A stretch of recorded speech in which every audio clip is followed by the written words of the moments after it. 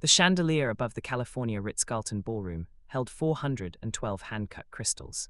Teo Beaumont had counted them twice in the last 3 minutes, because counting was the only thing keeping him from shaking apart in front of everyone. The room smelled like old money and newer ambition. Chanel No. 5 and Dior Sauvage layered over champagne and polished marble. Every person in that ballroom wore something that cost more than Teo's rent, more than his former rent, back when he had a place to go back to, back when his life had a shape he recognized. He stood near the east corridor entrance, half hidden behind a column draped in white orchids, one hand pressed flat against his stomach, not dramatically, not for show, just the way you press your hand against the thing you are most afraid of losing when the world gets too loud. The room did not know he was there yet. That was about to change. Hi viewers, if you found out the person everyone rejected was carrying the most powerful secret in the room, would you have stayed quiet or spoken up? Drop your answer in the comments right now. 3 men walked through the main entrance of the ballroom at exactly the same time. Same height, same stride, same jaw, same cold, precise energy that made the crowd part without a single word being spoken. Alexander Lancel entered from the left. Damien Lancel took the center. Raphael Lancel moved like a blade along the right. They were not announced. They did not need to be. The room already knew. The Lancel triplets had arrived, and every conversation in that space dropped half a volume and stayed there. Teo's hand pressed harder against his stomach. He had known they would be here tonight. He had known for 6 days, which was exactly how long he had spent trying to talk himself out of coming. He had made a list of reasons not to attend. The list had 17 items. He had come anyway because there are things that matter more than fear, and Teo had reached the specific kind of desperate where the fear stops being the loudest voice in the room. He watched Alexander pause near the Moet and Chandon display, accepting a glass without looking at it, his eyes already moving across the room like a man conducting a threat assessment. Damien spoke to no one, acknowledged no one, stood with his hands clasped behind his back and his jaw set like a declaration. Raphael was the one who almost looked human, almost, until you caught his eyes, which were the color of stormlit silver and held the warmth of a February morning in upstate New York. 3 identical faces, 3 completely different kinds of dangerous. And somewhere in the center of this room, a man named Darius Vane, groomed, smiling, 42 years old, and in debt to the Lancel family in ways that had nothing to do with money, was about to announce his engagement to someone who had no idea what they were walking into. Teo knew because Teo had been that person once. Not tonight. Tonight he was the interruption. He moved away from the column. His Gucci loafers, purchased on clearance 14 months ago and maintained with obsessive care because they were the last luxury item he allowed himself, clicked once against the marble before he hit the carpeted center aisle and the sound disappeared. His white cashmere sweater, loose and soft and deliberately chosen, did not hide what it needed to hide anymore. 8 months had a way of making concealment a conversation you eventually lost. He walked toward the front of the room. The first person to notice him was a woman in a red Saint Laurent dress near the champagne fountain. Her eyes dropped to his stomach, then back to his face, and she did not look away fast enough to be polite. The man beside her followed her gaze, then the couple to their left. A chain reaction, quiet and merciless, spreading through the crowd the way a single stone thrown into still water spreads, unhurried and unstoppable. Teo kept walking. Darius was at the front of the room now, stepping toward the raised platform, one hand already reaching for the microphone, his smile the particular shape of a man who believed the evening was already secured. He had not seen Teo yet. The Lancel triplets had. Teo knew the exact moment it happened because the room's temperature changed. Not literally, but the specific quality of the silence shifted, deepened, the way silence deepens when 3 of the most powerful men in a space lock their attention onto a single point. He felt it before he confirmed it. He confirmed it anyway, because looking away felt like losing something he could not afford to lose tonight. Alexander's hand stopped halfway to his vest pocket. Damien's jaw moved once, like he was recalculating. Raphael's eyes, those silver, cold, unreadable eyes, did not blink. Teo stopped in the center of the aisle, 15 feet from the platform, in full view of 400 people, 3 Lancel men, and 1 Darius Vane who had just turned from the microphone and gone the specific color of a man whose carefully built evening had just cracked down the middle. The microphone was live. Teo had not planned the next part as elegantly as he would have liked. He had planned to be calm. He had planned to speak evenly, clearly, in a voice that did not shake. He had rehearsed it 41 times in the mirror of a Holiday Inn bathroom 2 miles from here. He was not calm. But he was here, and he was standing. And after 8 months of silence and 6 days of 17-item lists and 41 mirror rehearsals, that counted for something. I will marry him instead. His voice came out louder than he expected. Clear, steady. The microphone caught the edge of it and sent it across every corner of that ballroom like a bell that had been struck with something heavier than a hammer. The room stopped. Not paused, stopped. 400 people, mid-breath, mid-sip, mid-sentence, mid-everything, stopped. The string quartet in the corner let their last note die without replacing it. Darius Vane stood with his hand still raised toward the microphone like a man, frozen in the middle of a gesture he had forgotten how to finish. And the 3 Lancel triplets stood in absolute stillness and looked at Teo Beaumont, all 3 of them, at the same time, with 3 different expressions that shared one single foundation. They had not expected this. No one had. Teo's hand was still pressed flat against his stomach. His heart was doing something complicated behind his ribs.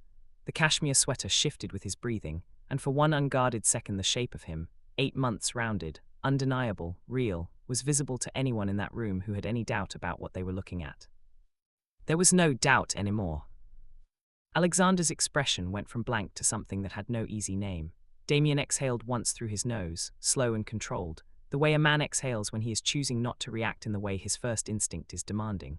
Raphael took one single step forward, and then stopped himself, and the stopping looked harder than anything else that had happened in this room tonight.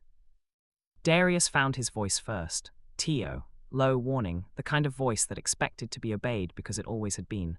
This is not the place. You pick the place, Teo said, not me. Another ripple through the crowd. Someone near the back actually gasped. The woman in the red Saint Laurent dress pressed her fingers to her lips. Teo did not look at the crowd. He was looking at the 3 men who had not moved, had not spoken, had not looked away. 3 men who shared a face and a name and a billion-dollar empire built on the specific and deliberate understanding that they controlled every room they walked into. They were not controlling this one. Not yet. You were going to announce something tonight, Teo said, and his voice only wavered on the last word, just slightly, just enough to be human. I'm announcing something first. Darius stepped down from the platform. One step, precise and deliberate, the kind of movement designed to communicate ownership of a space. You need to leave. No, simple, clean, the shortest sentence Teo had prepared and the one he was most sure of. I don't. The room held its breath.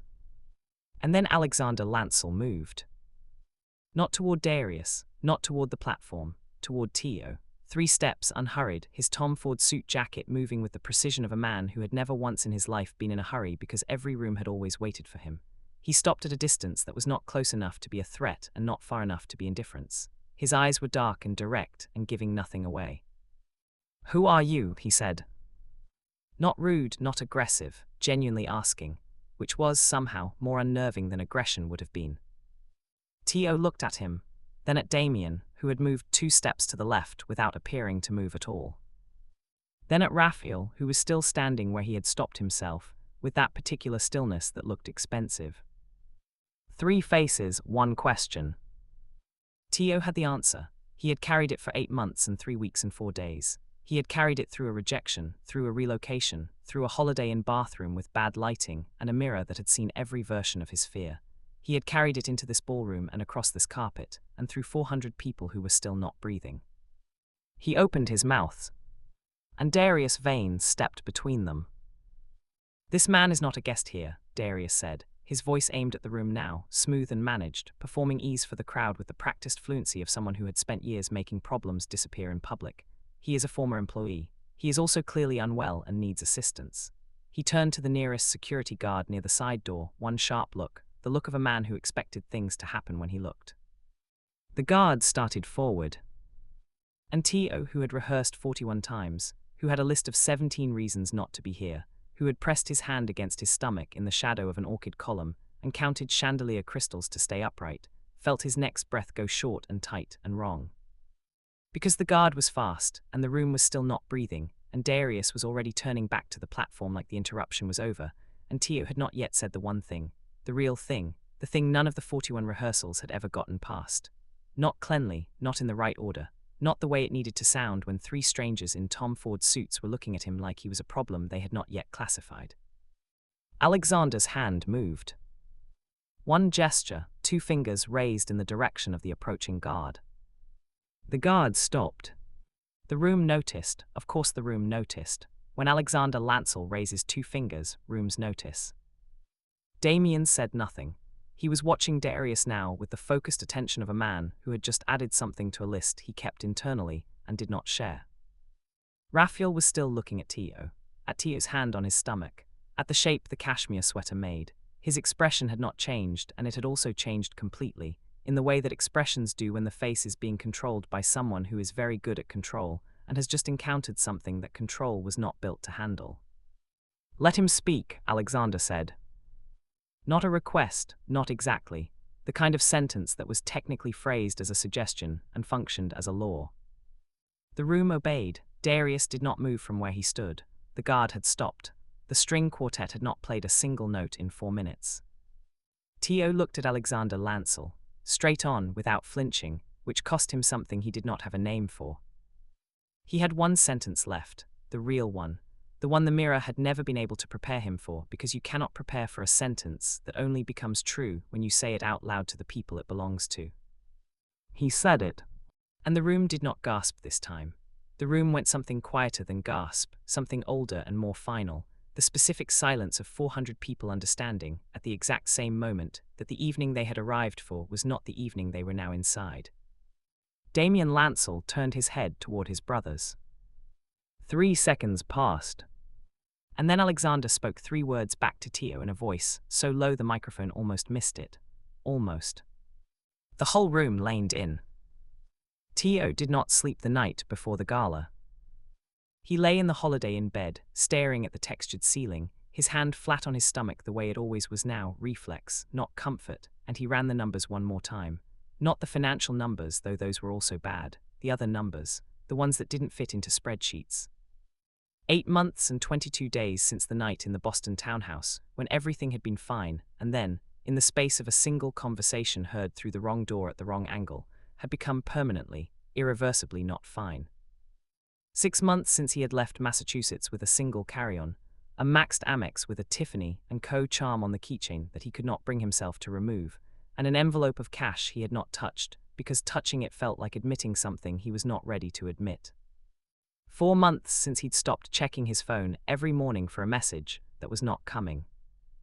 3 weeks since he had stopped being surprised by that. Teo had grown up in Newark, New Jersey, in a house where the water pressure was unreliable, and the radiator knocked every night at 2 a.m. like a reminder that nothing ran quietly or smoothly or without effort. His mother, Celestine Beaumont, had worked at a dry cleaner on Broad Street and on weekends at a florist on Market, and she had the specific, unsentimental competence of a woman who had spent 40 years solving problems that should not have been hers to solve. She had raised Teo alone from age 7. She had not raised him to be fragile. He was not fragile. He needed that to be clear, even if the only person it was clear to right now was him. What he was tired in a specific way that sleep did not fix. The kind of tired that came from performing steadiness for so long that steadiness had stopped being a choice and become a default, and the problem with defaults was that they ran even when you needed to feel something else. He had been Darius Vane's personal assistant for 2 years and 4 months. He had managed schedules, filtered calls, drafted correspondence for a man whose handwriting was illegible and whose communication style relied on implication and deniability in equal measure. He had been good at the job. Excellent, actually. He had a memory for detail that Darius had relied on the way you rely on infrastructure, without acknowledgement, and with the full expectation that it would simply continue to function. And it had, until it hadn't. The specific sequence of events that had moved Teo from Darius Vane's assistant to a Holiday Inn room in San Francisco with a carry-on bag and a pregnancy he had not planned and was not giving up was not a story Teo rehearsed often. Not because it was too painful, though it was that. Because he had learned in the 8 months since that repeating a wound did not drain it, it just kept it fresh. What mattered was the tonight of it, the present tense. The fact that tomorrow, now today, the clock on the nightstand said 3:47 a.m., Darius Vane would stand in the California Ritz-Carlton ballroom and announce an engagement to a person who almost certainly did not understand what Darius's engagements were actually for. And that person would smile and hold a champagne glass and let the room applaud, and in 6 months or 12, they would be standing in their own Holiday Inn at 4 in the morning, trying to count the cost of something that had not come with a receipt. Teo could not fix everything. He was not trying to fix everything. He was trying to fix this one thing, tonight, in whatever way his body, his voice, and 8 months of stored-up clarity would allow. He got up at 5, he showered, he pressed the white cashmere sweater with the hotel iron, carefully, the way his mother had taught him to care for nice things, even when nice things were all you had left of a version of yourself you were trying to hold on to. He polished his Gucci loafers with the complimentary shoe cloth. He stood in front of the bathroom mirror for a long moment and looked at himself. Not the fear part, not the exhausted part. The part that had walked into a ballroom and said 4 words out loud into a live microphone. That part. He nodded once at the mirror and left the room. On the elevator down, a woman with a Louis Vuitton travel bag glanced at him with the specific blankness of a person who had trained herself not to look at things that required a reaction. He felt her recalibrate when she registered the visible roundness beneath his sweater. She looked at the elevator doors instead. Teo had stopped being embarrassed by that specific sequence of events around month 5. The cab to the Ritz smelled like a pine air freshener and talk radio. The driver was playing an old Stevie Wonder record low, almost below hearing. Teo looked out the window at San Francisco moving past in its particular nighttime brightness, all fog-softened neon and salt air, and the specific promise that cities make when you arrive in them desperate, that they have enough room for one more impossible thing. He pressed his hand flat against his stomach. He thought about the Lancel triplets and what he knew about them, which was more than most people and less than he needed. He had researched them after Boston. After the envelope and the maxed Amex and the carry-on, he had needed to understand the geometry of the thing he had walked into without a map. Alexander Damien Raphael, triplet sons of the late Emmett Lancel, founder of Lancel Holdings, a name that appeared in financial news between phrases like market moving and regulatory scrutiny and no comment. The 3 brothers ran the empire in the specific way of men who had never had to explain their authority to anyone, divided by function, unified by blood, operating in the kind of coordinated silence that made other powerful men nervous. They had known Darius Vane for 11 years. The nature of that relationship had 6 different documented explanations and probably 3 undocumented ones that were more accurate. None of that was why Teo had gone to the gala. He had gone because the person Darius was about to announce as his intended was named Cass Monroe, 24 years old, a graduate student at Stanford with a biochemistry thesis, and a mother in Atlanta who followed Cass's Instagram and commented heart emojis on every post. Teo had found this out in 40 minutes of research on a Tuesday afternoon. He had not been able to unfind it. The cab stopped at the Ritz entrance. Teo paid in cash. He sat still for exactly 4 seconds, then he opened the door. And somewhere above him, behind beveled glass doors and 2 security checkpoints, and 400 people in Prada and Hermes, a chandelier held 412 hand-cut crystals over a room that did not yet know what was about to walk in. 3 hours before Teo said those 4 words into the live microphone, Alexander Lancel stood in a private elevator at the Ritz-Carlton and told his brothers they were not staying past 9. Damien did not respond because Damien rarely responded to logistics with words. He checked the face of his Rolex, not for the time, he already knew the time, but with the particular precision of a man who organized his presence in rooms around exact numbers. Raphael leaned one shoulder against the elevator wall and looked at the number above the doors ascending. Darius asked us to stay for the announcement, he said. Darius asks for a lot of things, Alexander said.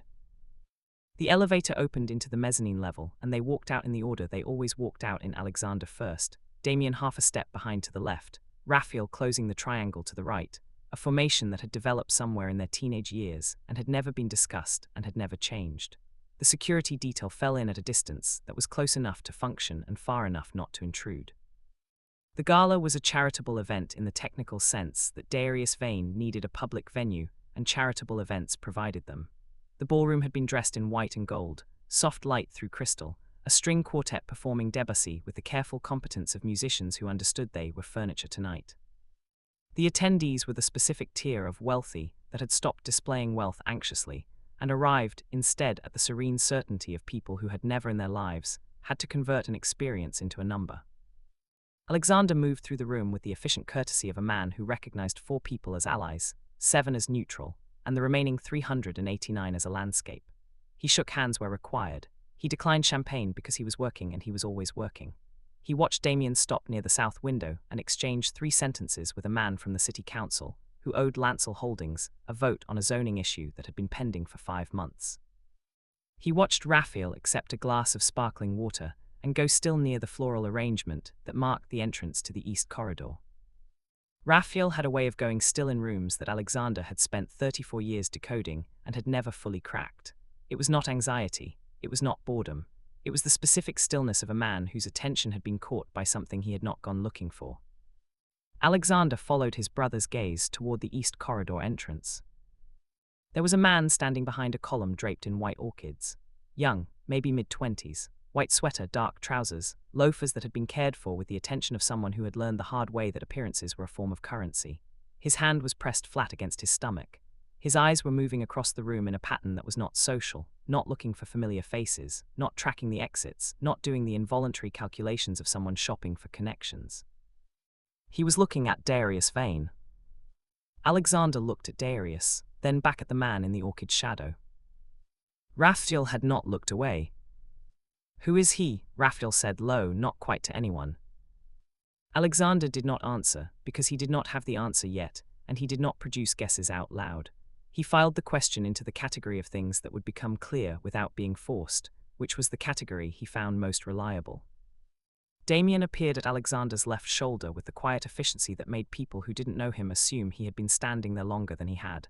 "Vane's agitated," he said. One sentence. No elaboration. With Damien, none was needed.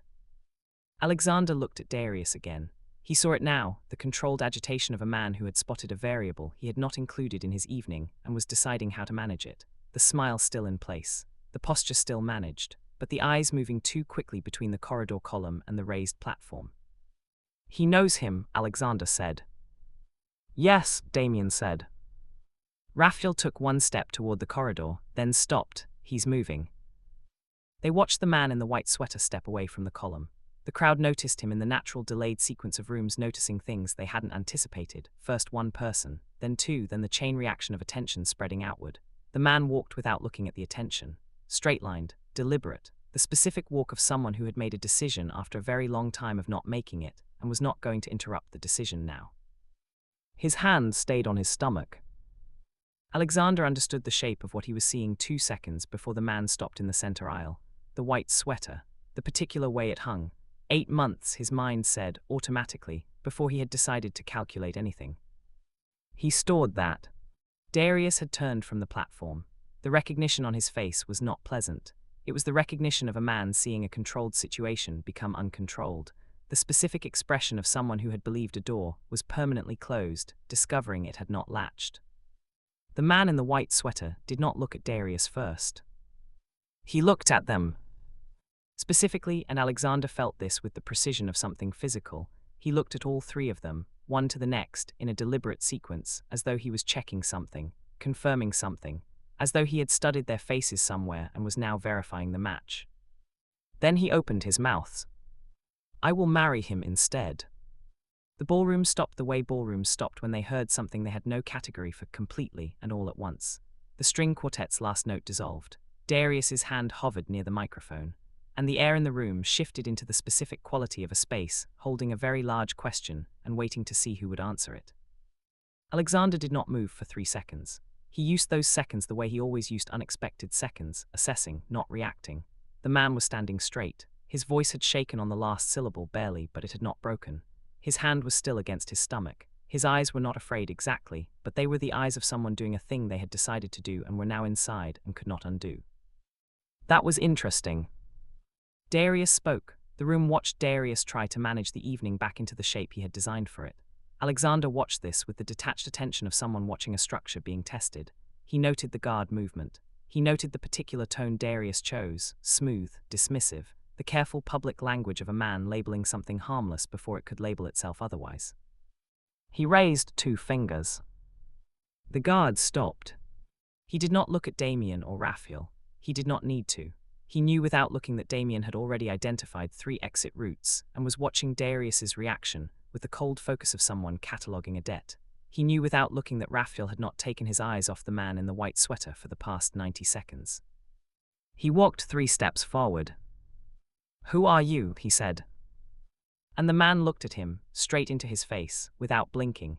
with the specific courage of someone who had practiced this moment so many times that the fear had compressed into something smaller than it should have been, and drew a breath. His name was Teo Beaumont. That was the sentence Alexander extracted from the four that followed: the name, the context, the indisputable biological fact that the Lancel family had just become the answer to a question Darius Vane had apparently been hopping would never be asked in a room with 400 witnesses. The room heard it, all of it. The microphone was still live. Darius moved to the platform in 2 strides and cut the sound, but the silence that followed was not empty.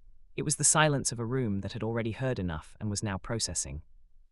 Alexander turned from the microphone to Teo Beaumont and said, "Come with us." Not a question, not a threat. The specific register of a sentence that had decided the conversation was moving to a different room, and expected everyone present to recognize this as the correct next step. 3 of his security team created a natural, unhurried corridor through the crowd toward the private east wing. The room let them through, the way rooms let the Lancels through, without being asked. Darius said his name, sharp, precise, aimed at Alexander's back like it had velocity. Alexander did not turn around. The east wing of the Ritz-Carlton private level was a long room with cream walls and a low table with a white orchid arrangement that had not been touched since it was placed there. A seating area. 2 guards outside the door once it closed. No microphone, no audience, no managed version of Darius Vane's evening left to protect. Teo Beaumont sat in the chair across the low table and put both hands in his lap. He had stopped pressing his hand against his stomach, which Alexander noted. Not because it was a significant change, but because he had learned over 34 years that the small changes in a person's posture after the performance part was over were the most accurate data available. Raphael stood near the window. Damien stood with his back near the door, arms at his sides, watching Teo with the quiet attention of a man who had not yet decided what category this belonged in and was not going to rush the decision. Alexander sat down across from Teo. "Start from the beginning," Alexander said. Teo looked at him. "How far back is the beginning?" "Wherever the relevant part starts." Something moved through Teo's expression, not quite a smile and not quite its opposite. 2 years and 4 months ago, I started working for Darius Vane as a personal assistant. Scheduling, correspondence, travel coordination. I was good at it. A pause, not for effect, for accuracy.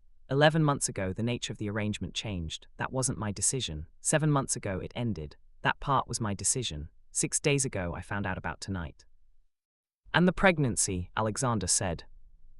8 months and 23 days, Teo said. He said it without looking away, without adjusting his posture, without doing any of the things people did when they were trying to manage how information landed.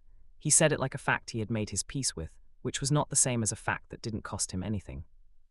Raphael had turned from the window. Damien had not moved. "And Darius is aware," Alexander said. Darius became aware at 6 months. A pause. "That was when I received the envelope. Cash, no note, slid under the door of my apartment at 2 in the morning. He did not add anything to that sentence. He let it sit on the table between them and breathe." The room was very quiet. Alexander looked at the table for a moment, then at Teo. "What did you plan to accomplish tonight?" "I planned to say what I said," Teo said, "which I did." "And after that?" Teo's hands shifted slightly in his lap. "I hadn't gotten that far."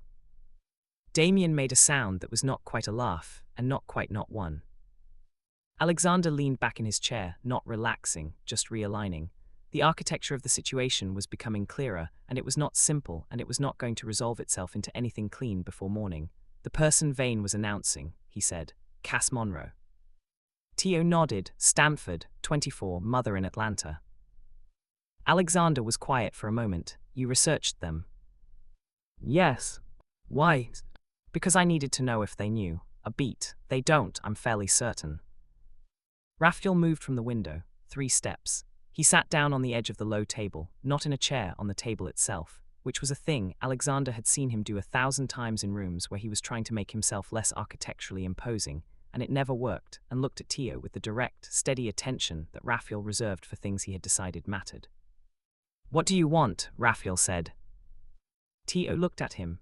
The question had landed differently than Alexander's questions, had less formal, more human, the specific register of someone asking, because they actually wanted to know the answer, rather than because the answer was necessary data. Teo took a breath. "I want Cass Monroe to go home to their mother in Atlanta, and not spend the next 2 years figuring out what I spent the last 8 months figuring out. Silence. And for yourself, Raphael said. Teo's hands pressed flat against his thighs. The cashmere sweater moved with his breathing, slow and careful. He looked at the orchid arrangement on the table for a moment, then back at Raphael, and his eyes had the particular quality of someone who had been asked a question they had prepared 17 answers for and had just realized that none of those answers were the right one. I don't know yet, he said. I'll work that part out. Damien finally moved. He crossed the room in 4 steps and sat down in the chair beside Alexander, and the 3 of them, mirror faces, different eyes, the specific weight of identical blood making different choices in real time, looked at Teo Beaumont sitting across a low table in a private room at the California Ritz-Carlton at 10:47 at night, 8 months and 23 days into a situation none of them had known existed until 40 minutes ago. A knock at the door. Damien's head turned slightly toward it. One of their security team opened the door 3 inches. Mr. Lancel, Darius Vane is requesting access to this room. The 3 brothers did not look at each other. They didn't need to. Tell him, Alexander said, to request something else.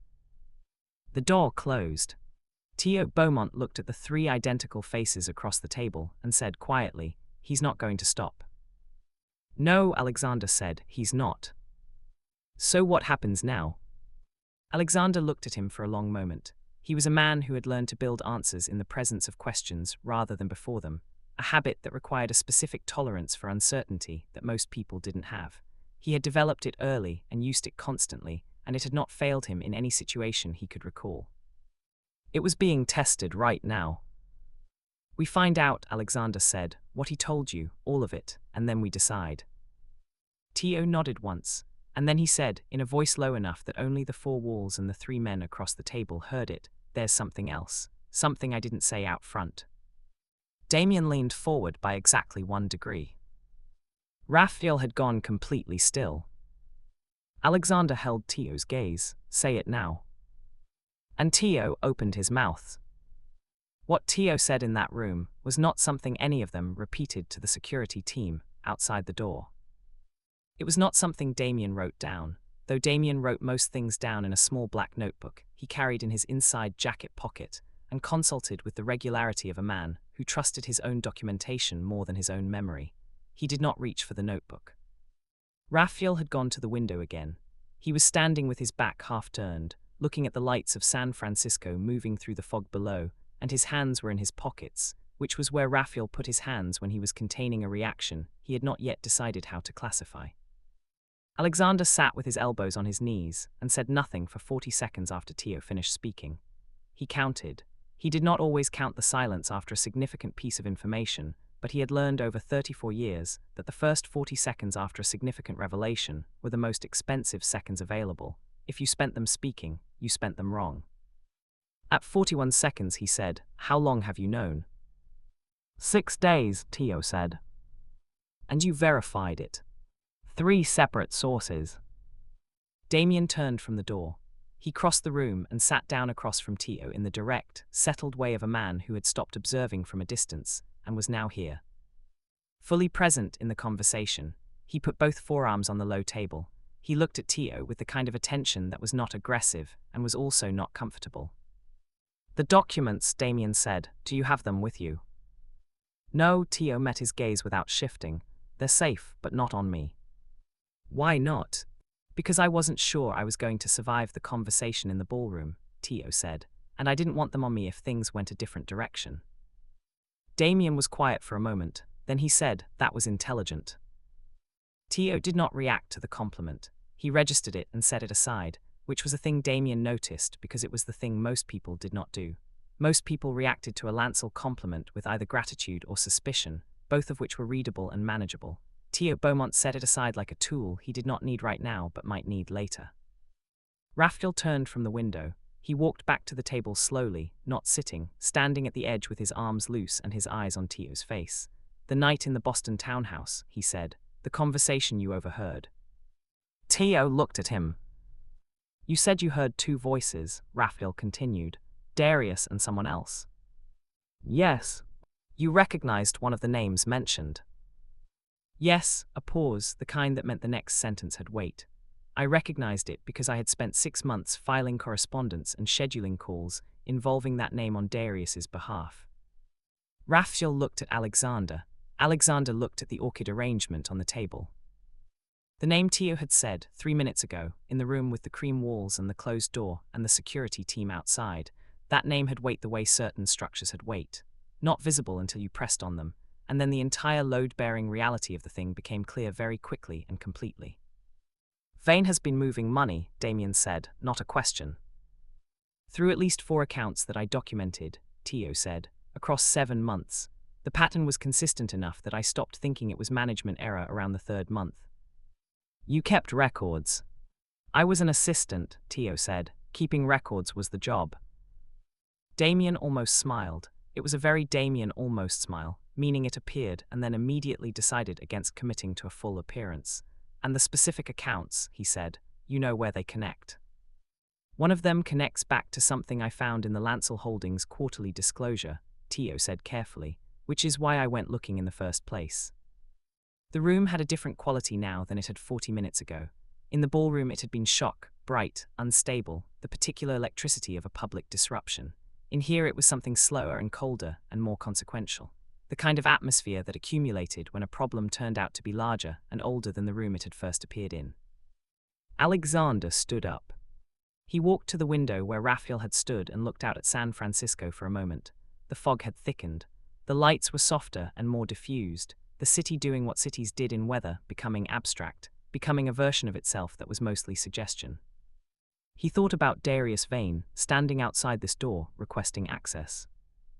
He thought about 11 years of a relationship that had been filed under the category of alliance by proximity and was now requiring recategorization. He thought about Teo Beaumont, who had spent 8 months alone with this information and 8 months carrying something else, and had walked into a ballroom tonight with a list of 17 reasons not to be there, and had said 4 words into a live microphone anyway. He turned from the window. "You're not going back to a hotel tonight," Alexander said. Teo looked up at him. His expression was controlled but not completely. There was a slight tightening around his eyes, the specific reaction of a person who had expected another kind of sentence and was now recalibrating. "I'm not asking you to trust us," Alexander said. "I'm telling you that you came here tonight with information that has implications for this family, and until we understand the full scope of those implications, your safety is relevant to us." Teo was quiet. "You can say no," Alexander said. "That's the first time you've said that tonight," Teo said. "Yes." Teo looked at his hands in his lap.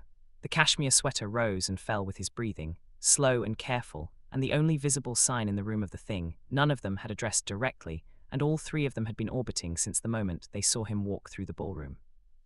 "Okay," Teo said, quietly, not relieved, not convinced, just okay. The particular okay of someone who had weighed the options available and selected the least frightening of several frightening things. Damien was already on his phone, 2 steps toward the door, giving instructions in the low, compact language of a man who communicated in operational shorthand and expected it to be correctly interpreted. Raphael had picked up his jacket from the back of the chair he had not sat in. He was looking at Teo with the expression he'd had near the floral arrangement 3 hours ago, the one Alexander had seen and recognized as Raphael's attention, being caught by something he had not gone looking for, something that had arrived unexpected and was now refusing to be unfiled. The door opened. Damien spoke to the security team in the corridor, 2 of them left in the direction of the main entrance. Teo stood up carefully. He moved the way he had moved across the ballroom carpet, deliberate, measured, every step a decision rather than a habit. He looked tired in the specific way of someone who had been running on adrenaline and clarity for hours, and was now on the other side of both, arriving somewhere quieter and less certain. He picked up the small clutch from the chair beside him. He looked at the 3 Lancel brothers in the cream-walled room. "There's something else you should know," he said, "before we go anywhere." All 3 of them looked at him. Teo's hand went to his stomach. Not dramatically, not for effect. The same reflex it had always been, protective, instinctive, the hand of a person pressing against the thing they were most afraid of losing. "The 3 sources I used to verify the documents," he said.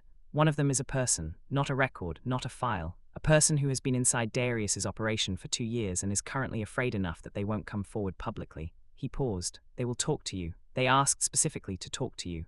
Another pause, this one with an edge to it.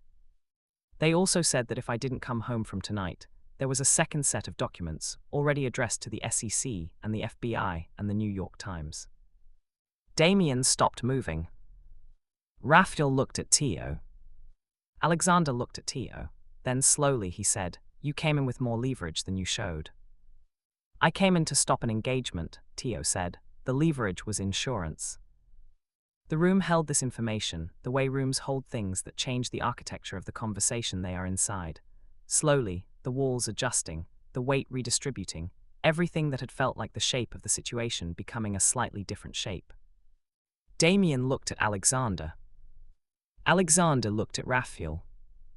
And Raphael was looking at Teo Beaumont, at the white cashmere sweater, at the hand on the stomach, at the careful, tired, unbending face of a person who had walked into the most powerful room of his life with 17 reasons not to be there and a second set of documents already in the mail. He said something, quietly just to Teo, close enough that the words didn't carry to the room. Teo's expression changed. Not dramatically, not all at once, but something in his face shifted the way a thing shifts when a sentence reaches it that it was not prepared for, that no amount of mirror rehearsal had accounted for, that arrived in a register entirely different from every other sentence in the evening. His eyes went bright. He looked at the floor for 2 seconds. He looked back up. And what he said back to Raphael Lancel in the cream-walled room, at 10 minutes past 11 at night in the private east wing of the California Ritz-Carlton, in the same low voice, the same register, the same quiet space where something was beginning before anyone in the room had agreed to let it begin, was a sentence that Raphael would remember for the rest of his life. But the door opened before anyone outside the room could hear it. And Darius Vane was standing in the frame. Darius Vane did not look like a man who had just been denied access to a room twice in one evening. That was the most dangerous thing about him. He stood in the doorway of the East Wing private room, with his jacket still perfect. His expression managed into something that read as reasonable concern, and his eyes moving across the space with the quick, quiet calculation of a man who was already deciding which version of this conversation gave him the most to work with. He registered Teo first, then Damien, then Alexander, then Raphael last, the way you register the thing you are most uncertain about after you have already committed to the room. "I think," Darius said, "there has been a significant misunderstanding tonight." Nobody answered him. That was a Lancel technique, and Darius knew it, and the knowing did not make it easier to stand inside. The silence pressed against his composed expression, and he held the expression anyway, because he had been holding expressions against pressure for 11 years, and he was very good at it. "Teo," he said, softer now, redirecting, the voice of a man trying to locate a lever, "whatever you think you heard." "He told us what he heard," Raphael said, from the edge of the table. "We're not discussing what he thinks." Darius looked at Raphael. A recalculation happened behind his eyes, fast and nearly invisible. "Raphael, I understand this looks." "Close the door," Alexander said.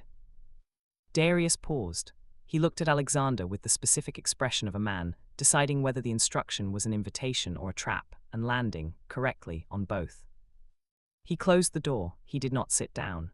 Standing was the only structural advantage remaining to him in this room, and he understood that, which was why he stayed on his feet and kept his jacket straight and his voice, even and his eyes from going to Teo's stomach more than once. He went to once, Alexander counted it. "We have been in a business relationship for 11 years, Darius said. "I would like the opportunity to speak to that relationship directly before." "Before what?" Damien said, flat, clean, the kind of question that didn't want an answer, just wanted the sentence to stop, and it stopped.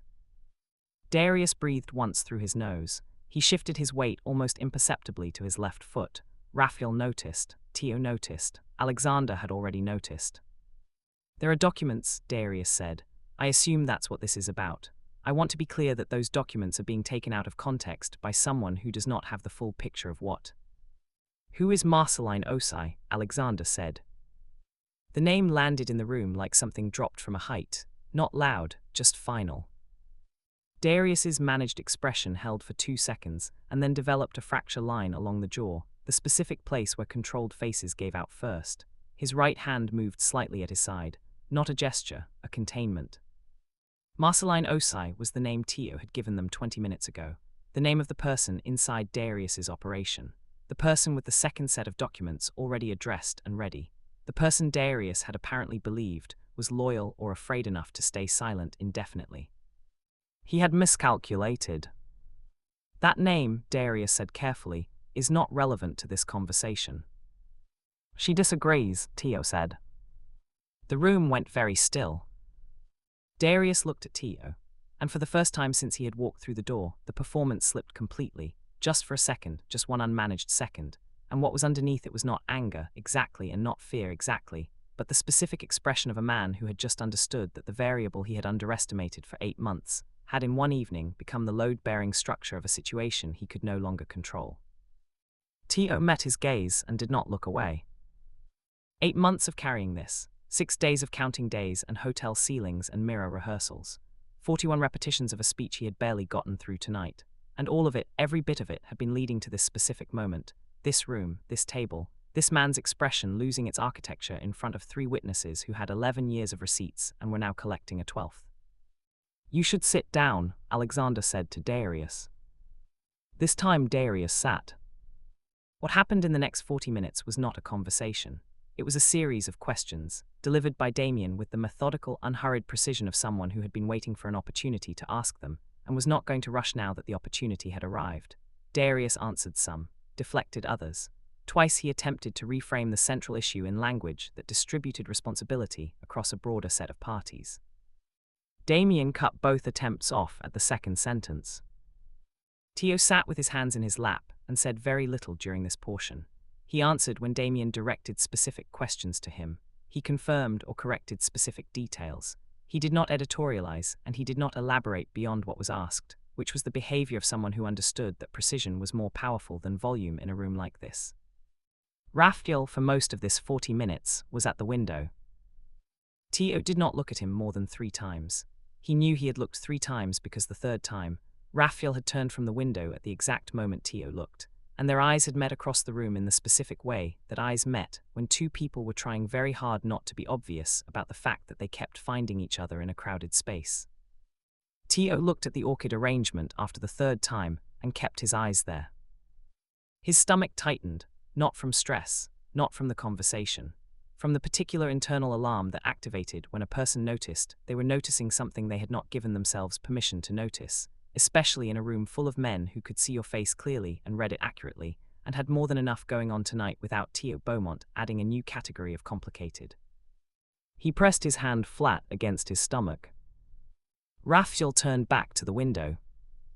By the time Damien closed his notebook and looked at Alexander, Darius Vane had the specific appearance of a man who had entered a room believing he held the advantage and was leaving it without that belief, and without any realistic plan to recover it quickly. Alexander stood. "You'll hear from our legal team by morning," he said. "Until then, you won't approach Teo, you won't contact Marceline Osai, and you won't leave the state of California." Darius looked at him. "You can't." "We can," Damien said, "and we have. The process started while we were talking." Darius looked at Teo one final time. The look had no leverage in it anymore. It had something older and less useful, the residue of a power dynamic that had just been permanently reclassified. He left. The door closed. And Teo Beaumont sat in the chair in the cream-walled room and let out a breath that had been held in one form or another for 8 months and 23 days. It was not a dramatic exhale. It was barely audible. But Raphael was no longer at the window and he had heard it anyway, and without saying anything, he sat down in the chair beside Teo, not across the table beside it, and set a glass of water on the low table in front of him. He had gotten the water from somewhere, Teo did not know when. He looked at the glass. He looked at Raphael's profile. Raphael was looking at the orchid arrangement, and not at Teo, which was how Teo understood that the sitting beside him was intentional, and the not looking was a form of consideration, and not indifference. He picked up the glass. He drank, and his hand, when it moved back to his stomach, brushed against the edge of Raphael's sleeve for a half-second before he adjusted, an accident of proximity, quiet and unannounced, and Raphael did not move his arm away, and neither of them said anything about it, and the room held that half-second the way rooms held the things that mattered most. Without comment, without category, in the specific and private silence of something that had not been named yet but had already begun. The Lancel private residence in Pacific Heights was a 4-story house that had been in the family long enough that it felt less like a luxury property and more like a position. the kind of place that communicated permanence without effort, that had absorbed enough of the family's history into its walls that arriving in it felt like entering an argument that had been going on for decades. Teo arrived there at 12:43 in the morning in the back of a black Escalade that smelled like clean leather and the faint edge of the same cologne that Raphael wore. He noted this and set it in the same category as the water glass and the unmoved sleeve, and the words Raphael had said to him quietly in the room before Darius walked in. The category did not have a label. He was not giving it one yet. The room he was given on the third floor was larger than his Holiday Inn room and quieter, and had a window that looked out over the bay with the particular darkness of deep water at 1 in the morning, restful and enormous and indifferent in the way that large natural things were indifferent, not unkindly. He did not sleep. He lay on the bed in his clothes and stared at the ceiling and listened to the house settle. At 2:15 he heard footsteps in the hall outside his door, one set, unhurried, that paused for a moment, and then continued without knocking. He did not know whose they were, and he did not get up to check, and he told himself this was because he was tired, which was true, and not because he was afraid of which brother it was, which was also true, and he held both truths in the dark and eventually, somewhere after 3, went to sleep. He woke at 7 to the sound of someone in the kitchen 2 floors below. Voices, low and efficient, the particular morning sound of a household that ran on discipline rather than schedule. He washed his face. He changed into the spare clothes that had been left outside his door sometime in the night, a simple grey pullover and dark trousers in his size, which he noted without commenting on to the empty room. He went downstairs. Alexander was at the kitchen island with a phone and a coffee. He looked at Teo when he came in, nodded once and said, "There's French press on the counter. Decaf is in the blue container." He said it without being asked, which meant he had either researched what was appropriate for a pregnancy at 8 months or he had asked someone who knew, and both options required him to have thought about it in advance, which was the kind of detail that arrived quietly and meant more than it appeared. Teo poured a cup. He sat across from Alexander at the island. "Damien spoke to Marceline Osai at 6 this morning," Alexander said. "She's willing to cooperate. Our legal team has the documents she referenced. We've also independently confirmed 3 of the 7 accounts you identified." He paused. "You were right about the pattern." "I know," Teo said. He said it without inflection. He was not pleased with being right about this particular thing. Alexander looked at him over his coffee. "How are you feeling?" Teo looked at the blue container on the counter. "I don't know," he said, which was the most honest sentence he had produced in recent memory. Alexander nodded like this was an acceptable answer, which it was, and did not press, which Teo registered. Raphael came into the kitchen at 7:20. He was wearing a black long sleeve, and had his sleeves pushed to the elbows and his hair was not fully settled, and he was carrying his phone with the specific looseness of someone who had already been awake for a while and had stopped performing wakefulness. He saw Teo at the island and said, "Morning," and poured coffee, and sat down at the far end of the counter. The 3 of them were in the kitchen at 7:20 in the morning, after the longest night in recent memory, and nobody spoke for approximately 4 minutes, and it was not uncomfortable. That was the strange part.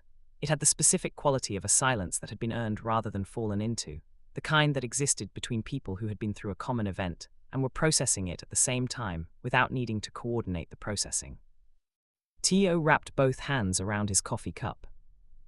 He thought about Cass Monroe waking up this morning in a Stanford graduate housing apartment, opening their phone, and finding the news that Darius Vane's gala had ended early due to what the Ritz-Carlton's communications team had carefully described as a private family matter. He thought about Cass's mother in Atlanta, sending a heart emoji to a photo that had nothing to do with this. He thought about the 41 mirror rehearsals, and the 17 reasons not to come, and the 4 words into the live microphone, and everything that had followed. He had stopped an engagement. He had handed the Lancel family a financial investigation they had not known they needed. He had sat in a chair in a private room at 1 in the morning, and felt the sleeve of a man he had met 6 hours ago press gently against his hand, and not moved away, and had not moved away himself, and was now sitting in that man's kitchen drinking decaf from a blue container that had been placed on the counter in advance. He pressed his hand against his stomach. The baby moved. It was a small movement, a shift and a push, the particular interior communication of 8 months that Teo had learned to read the way you learn to read a language you had not chosen to study, but had become fluent in out of necessity. He had felt it 1,000 times. This time it felt different, with 3 other people present in a kitchen that was not his and everything uncertain and everything also, somehow, less terrifying than it had been at 3:47 in the morning in a Holiday Inn bathroom. He did not know what to do with that difference. He sat with it. Raphael looked at him from the far end of the counter. Not at his stomach, at his face. The expression on Raphael's face was the one Teo had been trying not to look directly at since the ballroom, careful and direct, and carrying something that had no clean name and did not appear to be going anywhere. Teo met it for 2 seconds and then looked at his coffee. "There's a question," Raphael said, "that we haven't asked you yet." Teo looked up. "What do you need?" Raphael said. "Not for the legal process. Not for Cass Monroe, for you. What do you actually need right now?" Teo opened his mouth. He closed it. He looked at the bay through the kitchen window, grey and silver in the early morning, the fog still dense, and the water moving underneath it in the patient way of things that moved regardless of what was happening above them. He had not been asked that question, specifically that question in that specific phrasing, by a person who was clearly waiting for the actual answer and not a managed version of it, in 8 months and 23 days. He did not have a fast answer. He had a slow one.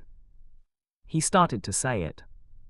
And then Damien walked in from the hallway with his phone in one hand and his black notebook in the other, and his expression at a specific angle that all 3 people in the kitchen recognized simultaneously as the expression Damien wore when something had changed, and the change was not good.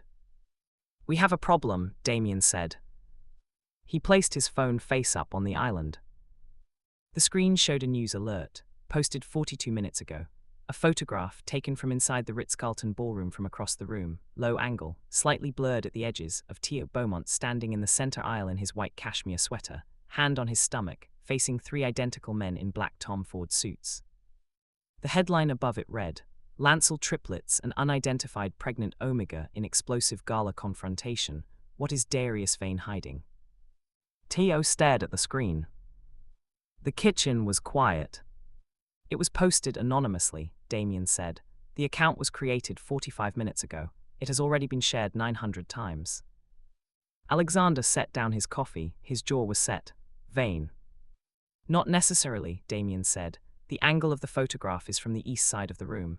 Vane was at the platform the entire time. It could be a guest." He paused. "It could also be someone who was paid to be in that room tonight." Teo looked at the photograph on the screen, at the image of himself that he had not known was being taken, in the most exposed moment of his life, in the room he had walked into knowing he had no safety net, and had walked into anyway.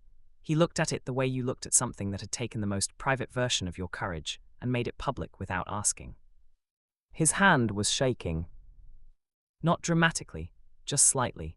The particular shake of a hand that belonged to a body that had been running on adrenaline and conviction for 18 hours, and had just received the information that the exposure it had accepted in controlled terms had now become exposure without terms at all. Raphael moved from the far end of the counter. He crossed the kitchen and stood beside Teo, close, deliberate, the specific physical statement of someone positioning themselves between a person and the direction the trouble was coming from, and he did not touch him, but the proximity was so clear and so intentional that it functioned the same way. Teo looked up at him. Raphael looked at the phone screen, then at Teo. "We handle this," he said, "not you us." Teo said nothing. "You've been handling things alone for 8 months, Raphael said. "That part is done." The kitchen held the sentence. Alexander picked up his phone and made a call that connected in one ring. Damien opened his notebook, the Lancel machine, which had been moving at the deliberate pace of a family managing information privately, shifted into a different gear, the gear of men who understood that public exposure required public response, and that the time between those two things needed to be as short as possible. Teo sat at the island with both hands around a coffee cup that had gone cold. And for the first time in 8 months and 23 days, he did not press his hand against his stomach to protect the thing he was most afraid of losing. He let his hands stay where they were. He let Raphael stand where he was standing. He let the kitchen move around him with its efficient, purposeful noise, and he sat inside it without bracing. It was a small thing. It was the largest thing that had happened to him since Boston. The article had 12,000 shares by noon. By 2 in the afternoon, it had been picked up by 3 entertainment news sites, 1 financial blog that covered the Lancel family, with the focused dedication of a publication that had been waiting for a story of this weight for years, and a Twitter thread that had accumulated 40,000 impressions and was still climbing.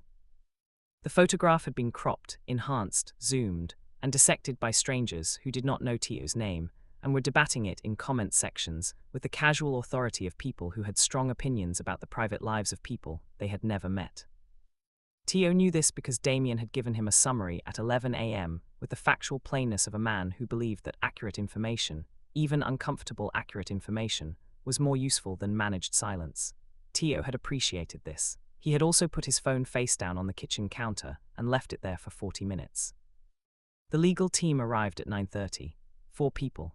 A senior partner named Wakefield Hayes, who had the specific energy of a man who had been woken before 6 and had arrived fully operational anyway, and 3 associates who carried documents in a way that suggested the documents were heavy not in weight but in consequence. Teo sat through 2 hours of questions. He answered them with the same precision he had used the night before, clear, sequential, nothing omitted, nothing embellished. Hayes listened without taking notes personally, which meant someone else was taking notes, which meant the notes were going somewhere specific and were going there quickly. At 11:45, Hayes looked at Alexander and said, "He's the most organized witness I've had in 8 years." Teo had been called many things. Organized witness was new. He filed it. The house had a rhythm now that it had not had in the early morning, purposeful, layered, the specific productive tension of a household that had converted a crisis into a project, and was running the project with the efficiency of people who had converted crises into projects before. Phones rang and were answered quickly. Voices moved between rooms and carried information rather than conversation.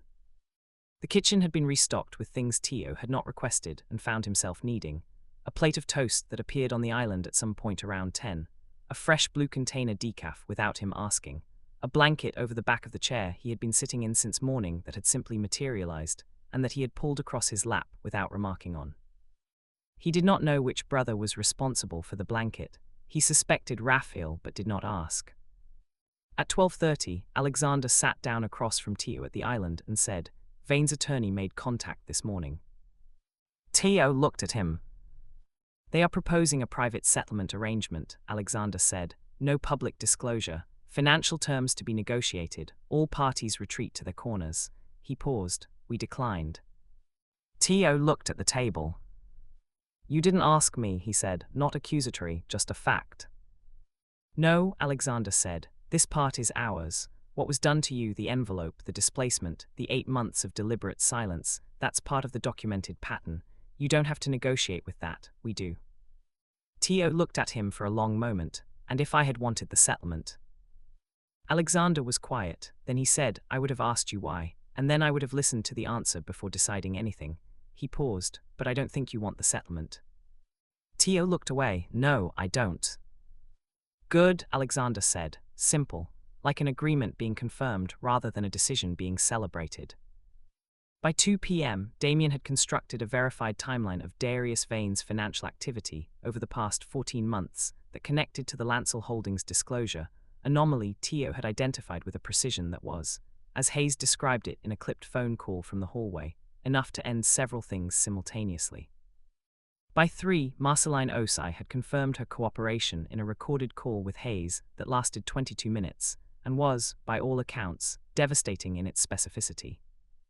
Teo was in the living room on the 2nd floor when Raphael found him. He was not doing anything urgent. He was sitting on the wide window seat that looked out over Pacific Heights and the bay beyond it, one leg pulled up, one hand on his stomach in the way that was reflex and had been reflex for 4 months. The afternoon light was the specific gold of San Francisco at 3 p.m. in the fall, warm and slanted and slightly unreal, the kind of light that made even difficult things look considered. Raphael sat at the other end of the window seat, not close enough to crowd him, close enough to be present. They sat like that for a moment without speaking. "You're quiet," Raphael said. "I'm processing," Teo said. "What does that look like?" Teo thought about it, staring at the bay and trying to figure out which parts of the last 18 hours were real. Raphael looked at the bay. "Which parts feel unreal?" "Most of them," Teo said. "You, all 3 of you actually." He paused. "I had a version of how last night was going to go. This wasn't it." "What was the version you had?" "Louder, faster, worse." He looked at his hands. "I thought the best outcome was that someone stopped the engagement and Cass Monroe went home. I thought that was the ceiling." "And the floor?" "Security guard," Teo said. "Hotel lobby, alone." Raphael was quiet for a moment. You came anyway, he said. Yes. Knowing the floor was that bad. Yes. Raphael turned and looked at Teo fully, not the peripheral watching he had been doing since the ballroom, not the careful sideways attention he had been paying across rooms and counters. Directly, with the specific quality of attention that arrived when a person had stopped managing their own looking and was just looking. The thing I said to you last night, Raphael said, before Vane walked in. Teo's hands stilled. I meant it, Raphael said. The afternoon light moved across the window seat. Outside, Pacific Heights was doing its quiet afternoon thing. A car, a dog, the ambient sound of a neighborhood that did not know that the world had reorganized itself on the other side of these walls overnight. Teo said, I know. I need you to know that it wasn't. Raphael paused. He was, it turned out, a man who chose his words with care, and the pause was the choosing. It wasn't about the situation, not about what you told us, not about the documents, not about last night. That's separate. Teo looked at him. You walked into a room alone, Raphael said, for someone else. You had 17 reasons not to. You came anyway. He paused again. I've been in a lot of rooms with a lot of people, and I've never seen someone do what you did last night and make it look like the only available option. Like courage was just logistics. Teo's chest did something complicated. He looked at the bay for a long moment. It didn't feel like courage, he said. What did it feel like? Running out of the option to be afraid, Teo said. Raphael was quiet, then he said softly, that's what courage is. The room held it. And Teo, who had pressed his hand against his stomach in a Holiday Inn bathroom, who had counted 412 chandelier crystals to stay standing, who had said 4 words into a live microphone and held his ground through everything that had followed, felt something in his chest come slightly, carefully loose. Not broken, not released dramatically, just slightly, quietly loose. The way a knot comes loose when someone who knows how knots work finds the right end and pulls it gently and doesn't rush. He looked at Raphael. Raphael was already looking at him. And the thing that had been beginning since the water glass and the unmoved sleeve and the quiet words in the cream-walled room was beginning more completely now, in the gold afternoon light of a window seat in Pacific Heights. With both of them aware of it and neither of them retreating from it, which was its own kind of declaration, quieter than a ballroom, more true. Then Damien's voice came from the hallway, clear, flat, carrying the specific register of a sentence that did not want to be carrying itself. You both need to come downstairs. They looked at each other. Now, Damien said. They came downstairs. Alexander was at the island. Hayes was on the phone across the room. Damien placed his phone face up on the counter, and the room assembled itself around the screen the way it had assembled that morning, with the specific quality of people who already knew the shape of the news and were waiting to share it rather than receive it. The screen showed a live press statement. Darius Vane, standing in front of a logo that read Vane Capital Group, reading from a prepared text in the practiced, neutral delivery of a man making a public statement he had rehearsed extensively. He was not confessing, he was not settling, he was not retreating. He was going forward. And the statement he was reading named Teo Beaumont, by full name, and it said things about the nature of Teo's employment, about the circumstances of the pregnancy, about the events of the previous evening, in language that was carefully constructed to sound factual and imply devastating things without being technically prosecutable. Every word was a weapon, clean-edged and deliberate. Teo stood at the island and watched the screen and did not move. Raphael was beside him, not speaking, not moving, simply there in the specific and deliberate way that someone stood beside a person when the trouble arrived and they had decided they were not leaving. Alexander looked at Hayes. One look, Hayes was already dialing. Damien closed his notebook, opened it again to a fresh page. And Teo Beaumont, who had come into this situation alone, and had stayed alone for 8 months, and had walked into a ballroom with a list of 17 reasons not to and 4 words in his chest and nothing else, looked at the screen, and looked at the 3 men around him, and said the calmest thing he had said in 48 hours. Tell me what to do, he said. I'm ready. Darius Vane's press statement lasted 4 minutes and 12 seconds. The response from Lancel Holdings' legal team was filed 48 minutes later and contained 73 pages of documented financial evidence, 3 witness statements, and a certified timeline that had been assembled with the specific, unhurried thoroughness of a team that had been building toward this moment since 6 in the morning and had arrived at it prepared. It did not make the news the same day. These things rarely did. But by the following morning it had made 6 outlets, 3 of which carried more reach than the original photograph from the gala. And by the end of that day Darius Vane had issued a second statement, shorter than the first, that said significantly less and proved, in its brevity, how much the first one had cost him. Teo watched none of this in real time, not because he was hiding from it, but because Damien, on the morning after the press statement, had placed Teo's phone on the far end of the kitchen counter and said, with the particular precision of a man who was not issuing a recommendation so much as a clinical assessment, "You don't need this today. We'll tell you what matters." And Teo had looked at the phone and then at Damien and had said, "Okay," and had not picked it up for 14 hours, which was the longest he had gone without checking it since before Boston, and the silence where the phone had been was strange and then gradually, unexpectedly, restful. He spent that day in the Pacific Heights house. He ate breakfast. He sat in the second-floor living room. He slept for 2 hours in the afternoon in the room with the bay window, a real sleep, the kind that did not require counting crystals or running numbers. And he woke up to the fog coming in across the water and Raphael sitting in the chair near the window reading something on his phone with his legs stretched out, and the particular ease of a man who had decided to be somewhere and was simply being there. Raphael looked up when Teo moved. "Good," he said, "just that." Like the sleep had been something he was also monitoring and it had gone the right way. Teo sat up. "How long?" 2 hours and change." Teo looked at the bay. The fog had taken the far distance entirely and left only the near water, grey and moving and present. He had grown up in Newark and had never lived near the ocean, and had not known until the past 18 months how much looking at large amounts of moving water did for the specific kind of noise that accumulated in a mind that processed too much and rested too little. "The baby's been active," he said, not to anyone in particular. The particular narration that happened sometimes when the movement was strong enough to become unremarkable and suddenly felt remarkable again. Raphael set his phone down. Teo looked at his hands. "You can if you want," he stopped, started again. "People ask to feel, usually I say no." He paused. "I don't want to say no." Raphael crossed the room in 4 steps. He sat on the edge of the bed and waited. Teo took Raphael's hand and placed it flat against the left side of his stomach, where the movement had been strongest, his hand over Raphael's hand, the cashmere sweater warm between them. They waited. The baby moved. Slow and strong and completely indifferent to everything that had happened in the last 48 hours, the chandelier crystals, the live microphone, the press statement, the 73 pages, the photograph with 12,000 shares, entirely unimpressed by all of it, just present and moving and real in the specific way that only the things closest to us were real.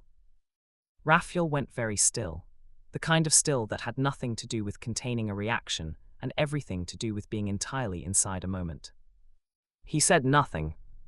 He did not need to. Teo looked at his profile. He had looked at this face in the ballroom from across a charged room, and in a private room across a low table, and in a kitchen in the early morning, and on a window seat in afternoon light. And he had been telling himself since the first look that this was not the time and this was not the situation, and he was not the person for this particular feeling in these particular circumstances. And all of those things were probably still true, and it had not made the feeling smaller, it had made it larger. The way feelings got larger when you tried to administer them from a careful distance. Raphael turned and looked at him. "I need to tell you something," Raphael said. Teo waited. "From the moment you walked into that room," Raphael said, "I couldn't look away from you, not because of the situation, not because of Vane or the documents or any of it." He paused. "Because of the way you walked, like you had already made peace with every version of what could go wrong, like you had come anyway because you had decided that what mattered more than your safety was someone else's." He looked at Teo's face. "I've never wanted to know someone more in my life." The fog outside was still thick, the baby had stilled, the room was very quiet. Teo said, "You knew me for 6 hours when you said that thing to me last night." "Yes. That's not a lot of time." "No," Raphael said, "but some things don't require a lot of time to be true. They require the right room and the right person and enough honesty to say them out loud." Teo looked at him for a long moment. Then he said, "I'm 8 months pregnant. I have no apartment, no current income, and a legal situation that is going to be in the news for months. I come with significant complications." "I know," Raphael said. "I'm telling you because I need you to know and not just feel," Teo said. Feeling is easy, knowing is different. Raphael looked at him steadily.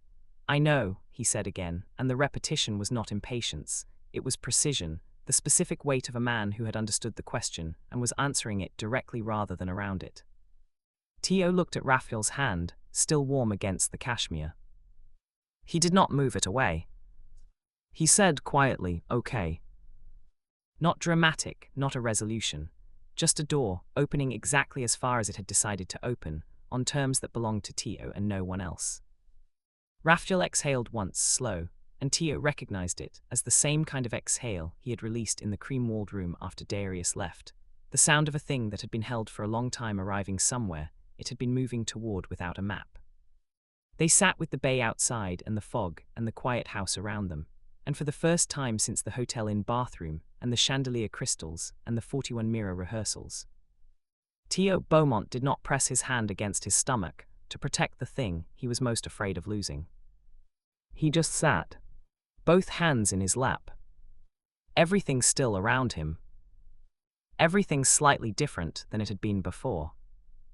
6 weeks later, the fog over Pacific Heights came in at 5 every evening and cleared by 10 the following morning, and Teo had learned this about the neighborhood the way you learn the habits of a place when you lived in it, not by studying it, but by being present inside it consistently enough that its patterns became part of yours. He had an apartment now, 3 blocks from the Lancel house, 2nd floor, bay view from the kitchen, a radiator that knocked at 2 a.m. with the specific familiarity of the radiator from his childhood on Broad Street in Newark. He had stood in the kitchen on the first night he spent there and listened to it knock and understood that he was in the right place not because it was perfect but because it was his, and those were not the same thing and had never been the same thing, and he was old enough now to know the difference. Celestine Beaumont had come out from Newark for the 2nd week. She had brought her dry cleaner's precision and her florist's eye for what needed tending, and had spent 4 days in the apartment rearranging things that did not need rearranging, while conducting a careful surveillance of every person who came through the door. She had met Alexander and decided he was competent. She had met Damien and reserved her verdict with the patience of a woman who knew that reserved verdicts were the most accurate kind. She had met Raphael and said nothing to Teo directly, but had on her last morning placed both her hands on his face the way she had done since he was 7 years old and said, "You look like yourself," which was the highest thing Celestine Beaumont knew how to say to someone she loved. The baby arrived on a Thursday at 4:40 in the afternoon at UCSF Medical Center.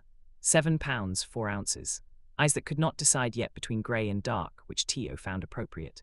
He lay in the hospital room that first evening with the specific calm of a person who had been moving very fast for a very long time and had arrived, finally, at something still. All 3 brothers had been in the waiting room. Teo had not asked them to be. They had simply been there when his mother walked out to tell them, with Celestine Beaumont's particular brand of unsentimental directness, that everything was fine and that the baby had a set of lungs that she considered personally excessive and that they could come in 2 at a time and not make a lot of noise about it. Raphael had come in last. He had stood near the door for a moment, in the specific uncertain posture of a man who was extremely certain about his feelings and considerably less certain about whether those feelings entitled him to take up space in this specific room at this specific moment. Teo had looked at him from the bed and said, "Come here," and Raphael had come, and had sat in the chair beside the bed, and had looked at the baby with the expression he had worn on the window seat and in the kitchen and in the cream-walled room, careful and direct, and carrying something that was not going anywhere. The case against Darius Vane had proceeded with the thorough, impersonal momentum of legal processes built on documented evidence. By the time the baby was 3 weeks old, Vane Capital Group had been suspended from trading pending a federal review. By week 4, 2 additional witnesses had come forward, people whose names Teo had not known but whose accounts aligned precisely with Marceline Osai's and with the 7 accounts, and with the documented timeline Damien had assembled in one night in a private room at the Ritz-Carlton. Teo had given one recorded statement to Hayes's team and had not been required to speak publicly, which was the arrangement Alexander had described to Hayes in a single sentence on the morning after the gala, and Hayes had not argued with. Cass Monroe had sent Teo a message through Hayes 3 weeks after the gala. It was 4 sentences long. The last one said, "I don't know how to thank you." Teo had read it twice and then held his son and had not replied immediately, and when he did reply, the next morning, he kept it short because some conversations did not need to be long to be complete. He and Raphael did not move fast. This was a decision they made together, explicitly, on a Tuesday evening in Teo's kitchen, when Raphael had come for dinner and stayed past 10, and Teo had said clearly that he needed them to be deliberate about this, that he was not in a position to be reckless with anything right now, including this, especially this. And Raphael had said, equally clearly, that deliberate was what he wanted too, not because he was uncertain, but because Teo's deliberateness was one of the things about him that had made Raphael stop pretending to look at the orchid arrangements. They were deliberate. They were also, in the quiet daily way of two people learning each other's habits and making room for them, consistently present to each other in a way that did not need to announce itself to be real. Teo learned that Raphael made coffee too strong and kept the heat too low, and had a habit of leaving one window in every room cracked regardless of the weather, which Teo suspected had something to do with the way Raphael occupied space, always with a small opening available, never fully sealed in. He learned that Raphael had a dry, low laugh that he kept very private, and only released when something was genuinely funny rather than politely funny, and that the difference between those two laughs was a distinction Teo had started to treasure the way you treasured the things that required patience to earn.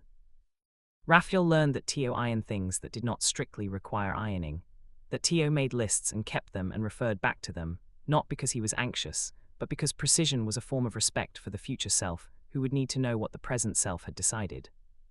That when the baby cried at 2 a.m. and the radiator knocked, and the fog sat thick over the bay, Teo moved through his apartment with the calm of a man who had been afraid of this specific life, and had chosen it anyway, and the choosing had made it his. On the first morning that the fog cleared early, which happened in the third week of November, light coming in full and clean and gold before 8 a.m., Teo was in the kitchen with the baby and a cup of cold decaf when Raphael knocked on the door and came in with fresh coffee from the place 3 blocks over, and set it on the counter, and picked up the baby with the specific confident ease of a man who had been awkward with that particular motion exactly once and had not been awkward since. Teo watched him. He thought about the ballroom and the chandelier and the 4 words into the live microphone. He thought about the Holiday Inn and the mirror and the 17 reasons not to go. He thought about the hotel in Radiator and his mother's hands on his face and the window seat and the fog and all the versions of the world in which he had not gone, had not spoken, had not been heard, and how in none of those versions did this moment exist. He picked up the coffee Raphael had brought him. It was not decaf. He raised an eyebrow. Raphael, still holding the baby, glanced over with a perfectly constructed expression of innocence. "I may have gotten the containers mixed up," he said. Teo looked at him. "I did not," Raphael said. Teo looked at the coffee, looked at Raphael, looked at his son, who was currently making the expression of a person deeply unimpressed by the conversation happening above him, and had been making this expression since approximately 2 hours after his arrival, and which Teo considered one of the most accurate reflections of his own personality he had ever encountered. He drank the coffee. It was very good. Outside, the fog had cleared entirely, and Pacific Heights was gold and bright and specific, the way good things were specific when they had been arrived at deliberately, not easy, not clean, not without cost, but real in every direction you pressed on them, sturdy in the way that only chosen things were sturdy, and entirely, completely, irrevocably his. If this story moved you, if Teo's courage made you feel something you didn't have words for before you watched this, share it with someone who needs to hear it today. Subscribe to this channel and turn on your notifications so you never miss a story that reminds you what quiet courage looks like. Drop a comment and tell us, what would you have done if you were Teo? Would you have walked into that room? Your answer might be exactly what someone else reading the comments needs to hear right now.